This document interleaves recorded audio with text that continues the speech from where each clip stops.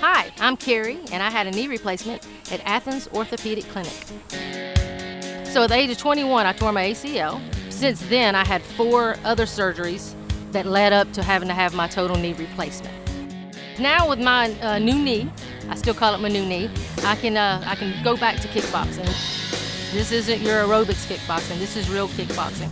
I'm not sparring, I do like my face a little bit, so I don't want to get hit. We're doing true kicks, so I'm having to pivot a lot. And before I could not pivot. And I'm able to put power behind my kick now with my new knee. Yeah, I'm a bionic woman. I'm able to do 5Ks. I don't run the 5Ks, I walk them. That's called jogging and walking, that's wogging. You can use that, go ahead, sell it. I'm able to do all kind of stuff now with no pain.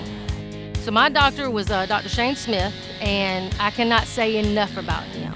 He is outstanding. He has done 4 out of my 5 surgeries, that's including the total knee replacement. He is wonderful. He tells me the truth.